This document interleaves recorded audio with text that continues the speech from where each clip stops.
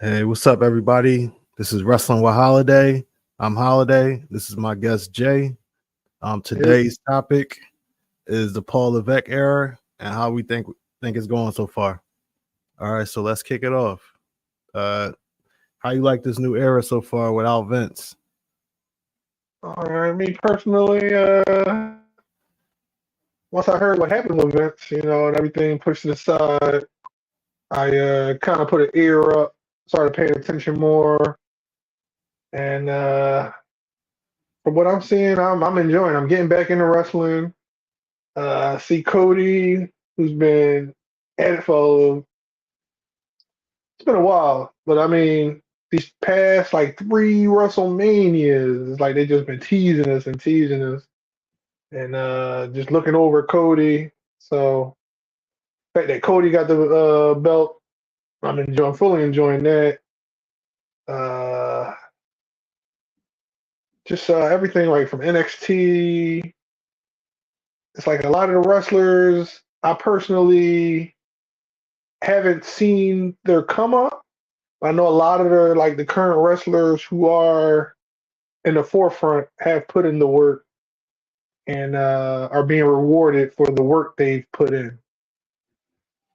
Yeah, for sure. Well, Triple H boy Shawn Michaels running NXT, so NXT then made a big improvement too. Oh, see, I didn't know Yeah, yeah. Yeah. The click is running WWE, man. It's crazy. That's amazing. Yeah, So man. I'll tell you the era that I'm mostly familiar with would be that I guess the era where they wrestled Stone Cold, Undertaker, Triple H, Shawn Michaels, Bret Hart.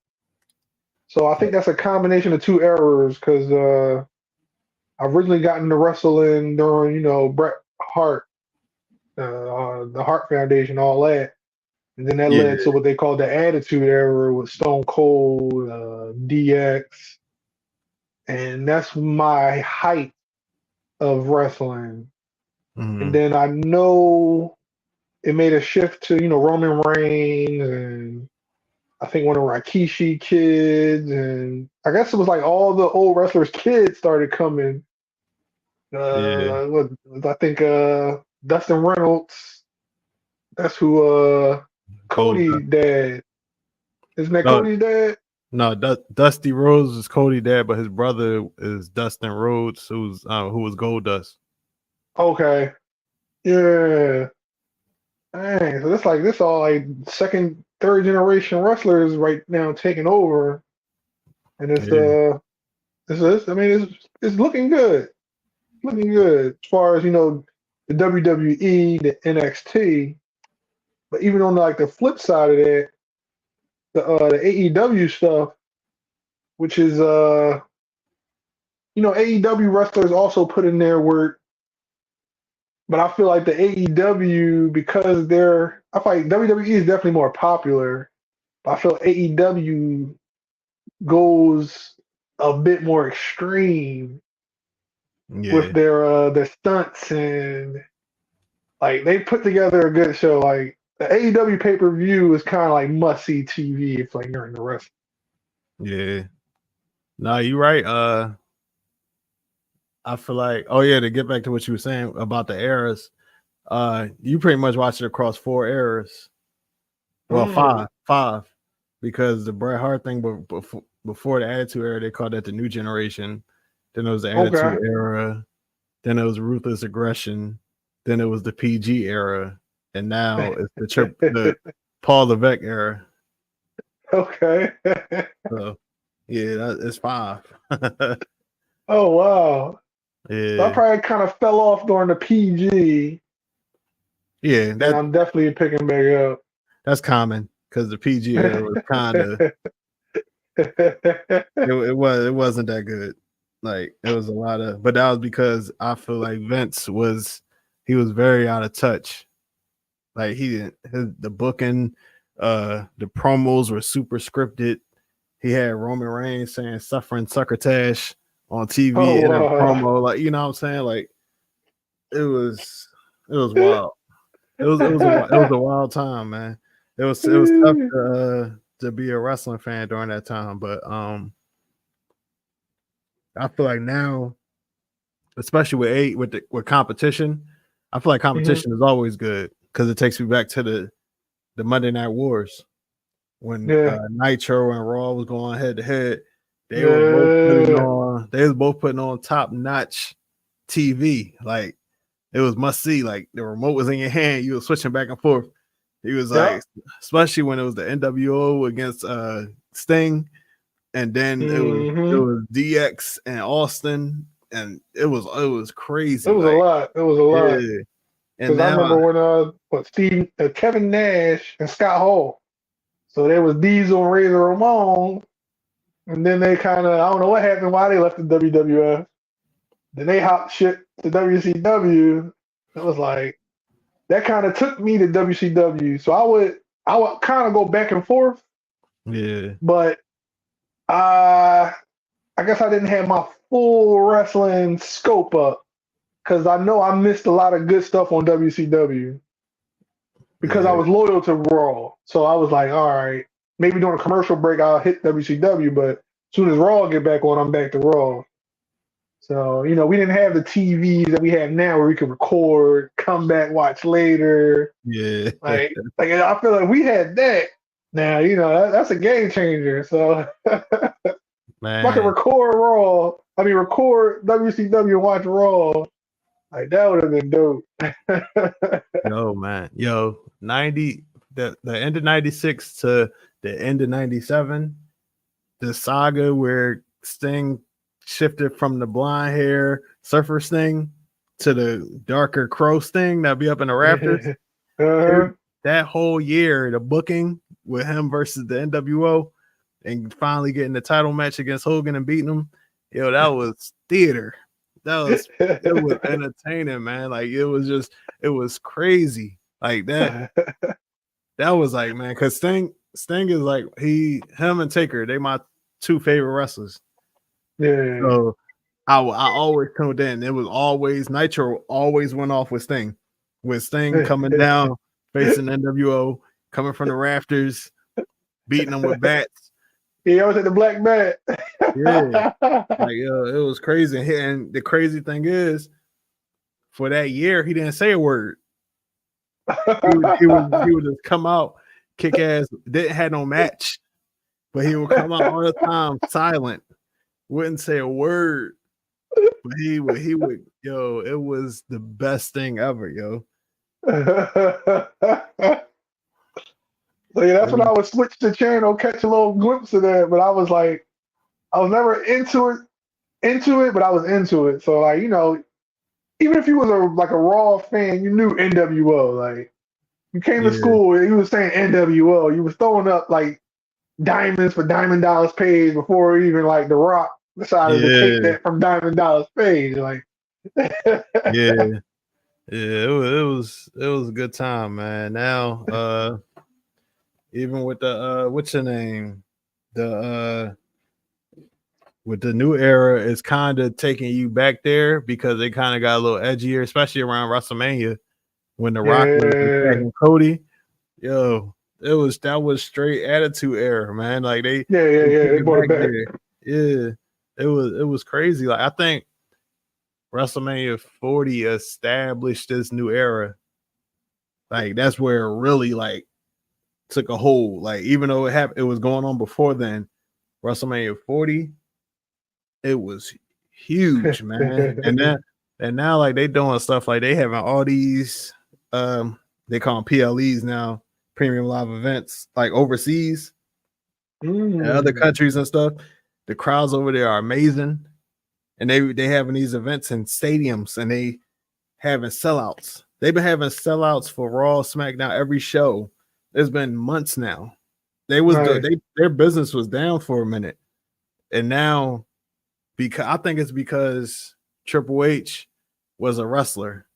So he Yeah, actually knows the business and he knows what it's like for the wrestlers and he knows what the fans want. And he gives the fans what they want. Vince was more like, this is what I want. Yeah. the fans are going to have to accept it. Yeah, because I think I heard that the WrestleMania wasn't originally like they changed the Rock story because the fans was like, all right, this is stupid. Yeah. So then they switched up how the Rock was. They switched his story to cater more towards the fans, and it was like it was a total hit. Like, Yeah, it was because it was supposed to be the Rock and Roman, and because the fans didn't like it, they completely changed it, and they turned it into theater, man. Like it was like must see TV, like everything about it, because you didn't know which way it's gonna go. You was like, oh, is the Rock gonna turn on Roman? Is Roman gonna turn on the Rock? Like, is Cody gonna lose again? You know what I'm saying? Like it was so much that it was also with Seth Rollins going to trade on the on Cody. So there were so many different things, and then when the match actually took place, it was all those people running in the surprises. Taker came, the life and out Taker came. You know what I'm saying? Like it was crazy, man, and it was dope, man. And now they got Roman been on hiatus since WrestleMania, and now Solo then recruited 2 new people. It was Tama Tonga and Tonga Loa, Haku's sons. So now Solo trying to take over and create like a new bloodline, and Paul Heyman is kind of hostage, and he's like he's trying to tell them stuff, and they not listening to him. So I think, I think it's leading to a bloodline civil war, and I think Roman and the Usos gonna come back together.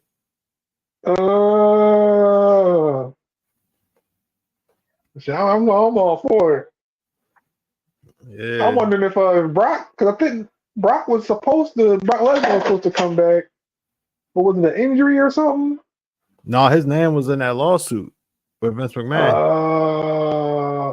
Dang. Allegedly, Vince used the lady as leverage to get Brock to sign his contract. Allegedly, that's what it was. So his name came up in that, and he was supposed to come back at the Rumble, but then when that came out, they nixed it, and they put Braun Breaker in his place. So Braun Breaker got to take his place and had eliminated all the people he was supposed to eliminate. I hope this don't like leave him totally out. I like seeing Brock in the ring. Like he's a dominant force. Yeah, I mean they started saying his name again on TV. So okay, so that might be a pre get us ready.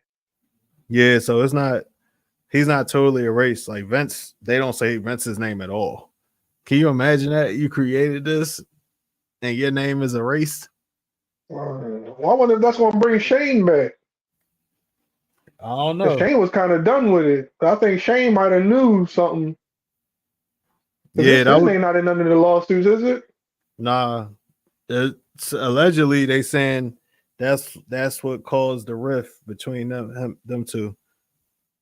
Is that he kind of knew like that his dad was a scumbag. Allegedly, we gotta say allegedly, but yeah. They I like Shane O'Mac, man. Shane O'Mac gotta come on back, man. Yeah. I think that's why Stephanie left too. She resigned because I think she saw what was coming.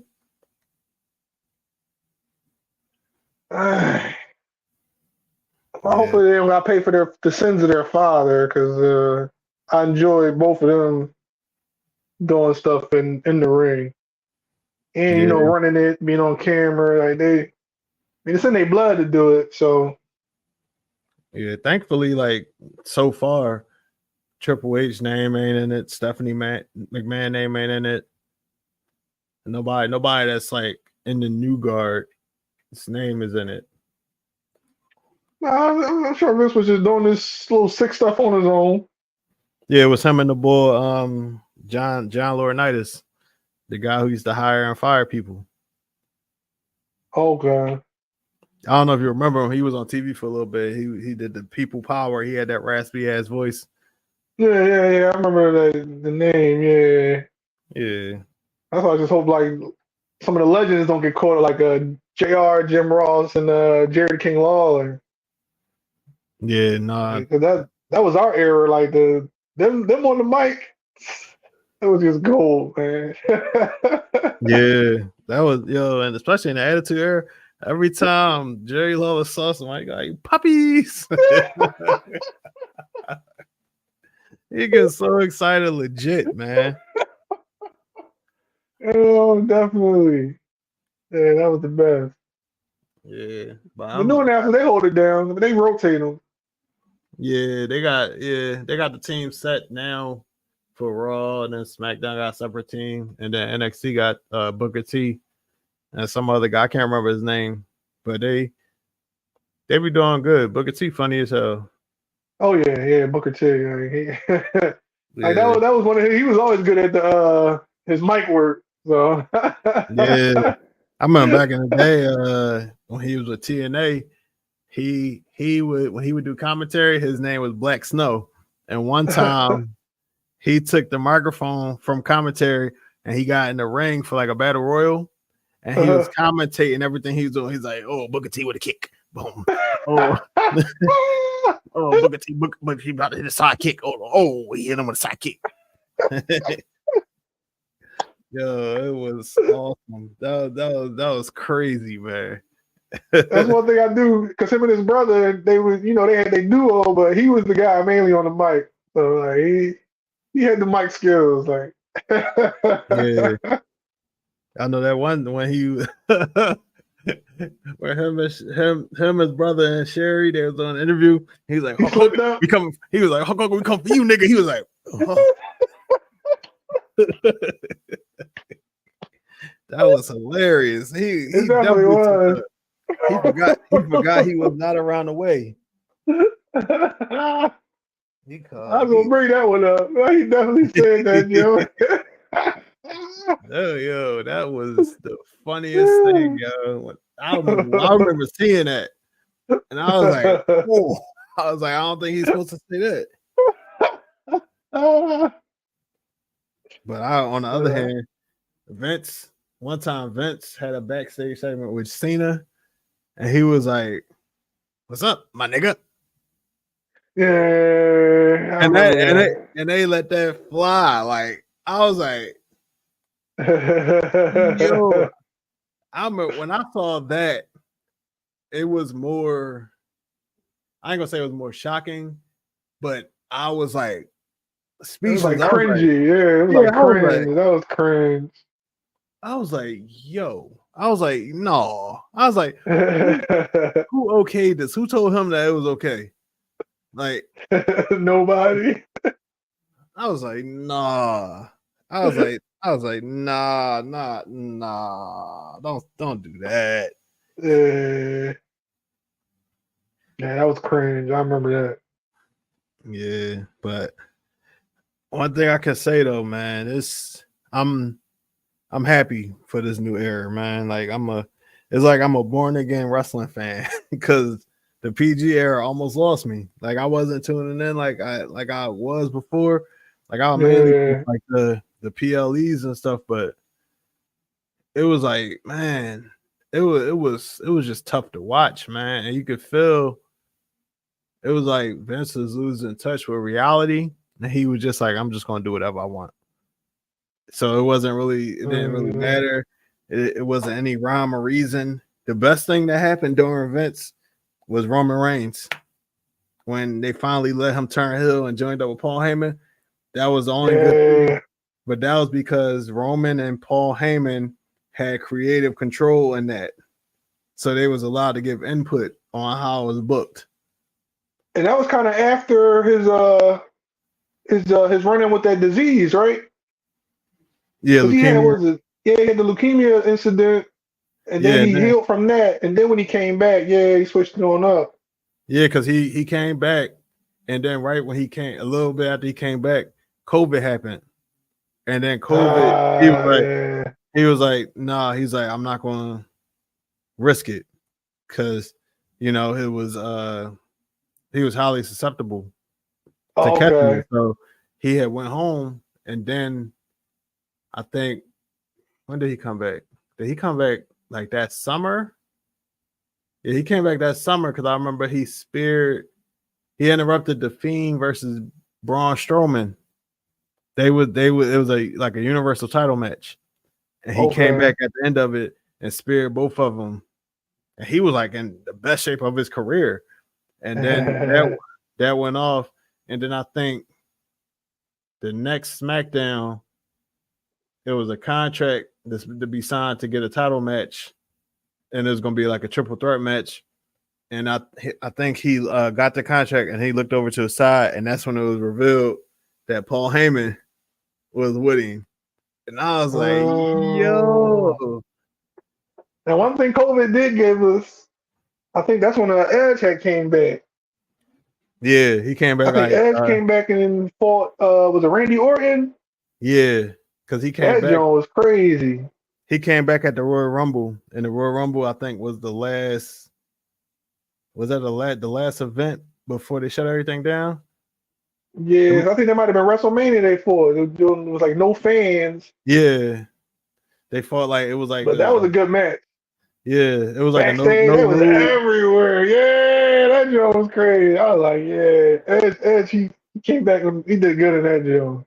Yeah, that was a so that WrestleMania was for it to be no fans. They had some good matches. That was the joint when they had the Boneyard match with AJ Okay. Styles and Taker last match. And it Yeah, was a yep. cinematic match. That joint was all right. That was 2 days too. That was a 2-day event joint too. Yeah, and they had the Firefly Funhouse with Bray Wyatt and John Cena. Yeah. Rest in peace, Bret Wyatt, man. Yeah, rest in peace, man. Yeah, He gave us some good stuff. I was a huge fan of Bray Wyatt, man. But they about to bring back his brother come back as Uncle Howdy, that Okay. character that was with him before he passed, and Yeah. he gonna join. He gonna the Wyatt Six is supposed to come back with him, so it's gonna be Okay. members of the group or whatever. They're gonna continue his legacy. Nice. I used to like that with the they come out with everybody had their flashlights on. Yeah, That joint used to be popping. yeah. I remember one time I went to SmackDown and the Wyatt family came out. They turned all the lights out, but it was so many cameras lit up that the arena was still lit up, so it wasn't dark. Like it was crazy. Like I never seen nothing like it. It was amazing. Man, that joint used to be popping. Yeah, man. Damn, man. And going too soon, definitely. Way too soon. 36, man. It's crazy. But what's your final take on this era? Like, what do you look forward to? Um, what's Well, what's the high points that you've seen so far? well, the one thing I look forward to is actually learning more names. Because we watched the WrestleMania together, and the one guy who was talking to his wife before he won that belt, he talked to his son and his wife. He went out there. The boy was like beating him up the whole time, but he pulled it out. Oh, Sami Zayn. So Sami Zayn, I'm on Facebook watching this masked wrestler, and he was doing all these crazy moves. They was like, "Yo, that was Sami Zayn before he like, you know what I mean?" Like, Oh, El uh, Generico. yeah, I Yeah.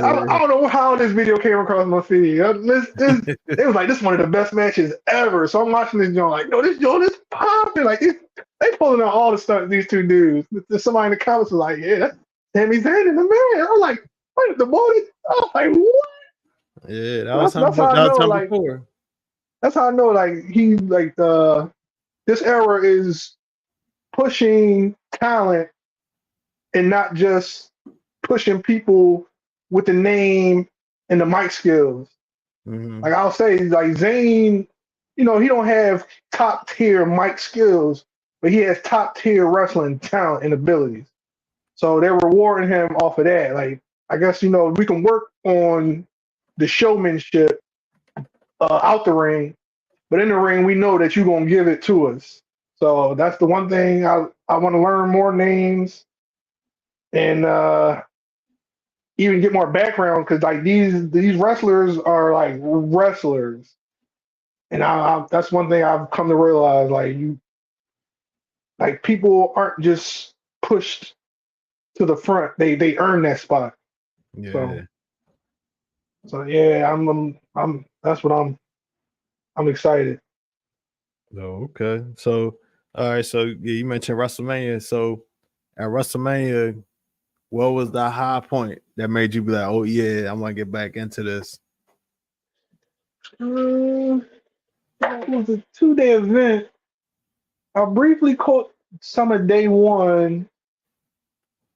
Let me see, what were the highlights from day one? A lot of these, like the new women wrestlers, like they really putting in work, and they're being pushed to the forefront. Like we have a lot of the Asian wrestlers coming over, being thrown to the forefront. We have just the female wrestlers in general. Like they're all putting in like major work, and it's like some are doing it with the sex appeal, but a lot of them are doing it with like just pure wrestling skills, like stamina and the ability to keep going and flipping and tumbling and landing. Like the women really kind of did it for me. And I Yeah. really like that that one lady that never lost a match yet. I think Jay Cargill. yeah, that's the boo right there. Nah, but yo, she has WWE did her right. They trained her before she got on TV.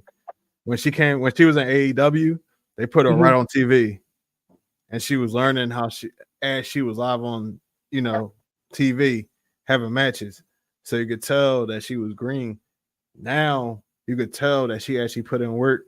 She's doing different stuff. She did springboard crossbody at the last PLE when they won the tag titles, her and Bianca Belair. So they're Right. doing it right and they building her up right. So I definitely agree with you about that.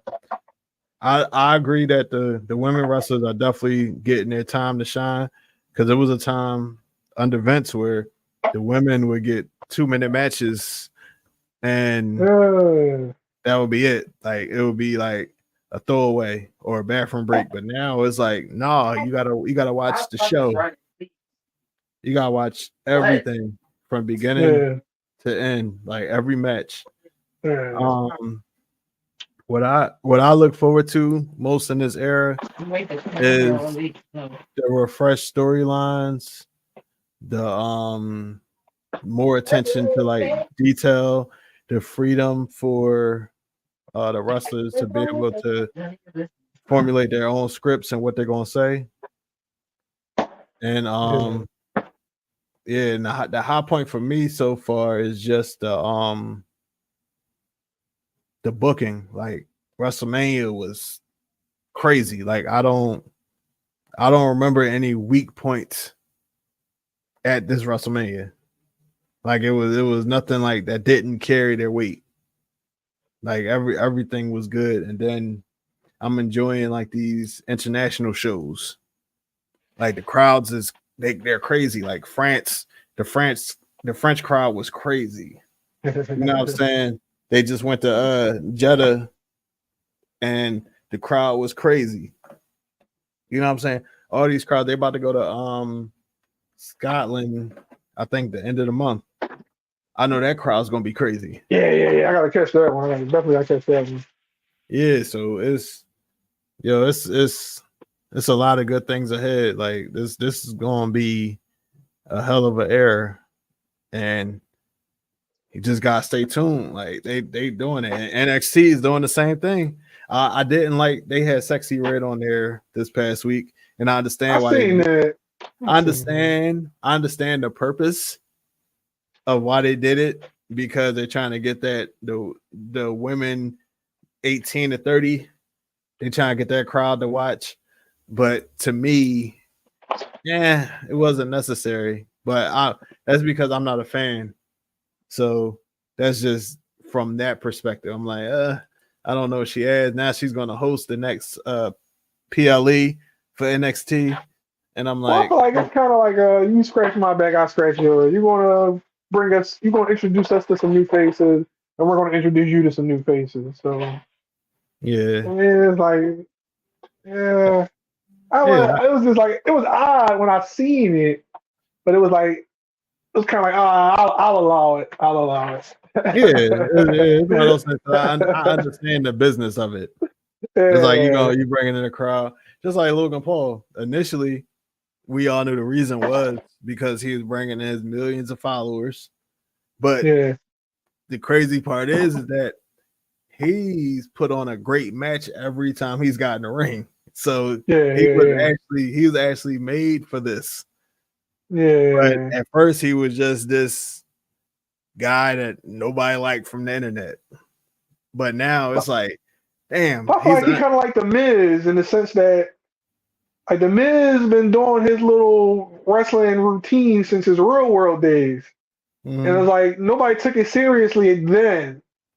And yeah, then like fast forward, like this was something he always really wanted to do. So I feel like Jake Paul was kind of that same kid that was like, oh man, wrestling is awesome, and he had a passion for it. And I think he truly has a passion for it. yeah, And he like granted they gonna take the followers he bringing over, but I think his passion is pushing him through. Like he's putting in the work. I feel as though he's not putting none of his wrestling partners in danger. Like he's getting his strength, his core, his endurance up to make sure that he can follow through with the moves that he's supposed to do. So he's doing it. I'll yeah. give him that. He's He's doing doing it. a hell of a job. Just like Bad Bunny, he had 2 matches.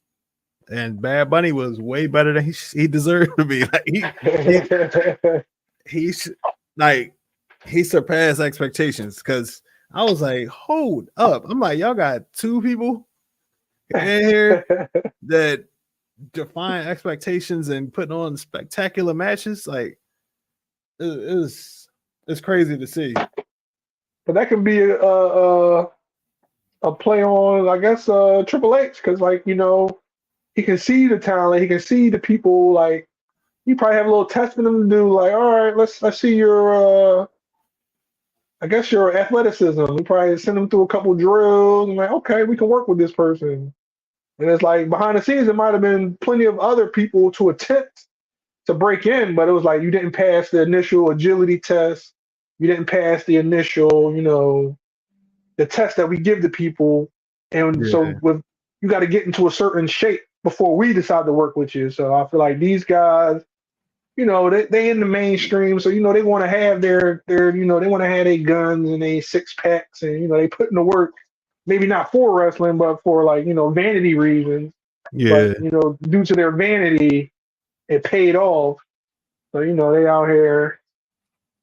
So I mean, it definitely takes some strength, agility, athleticism, a passion, and being able to work with the guys.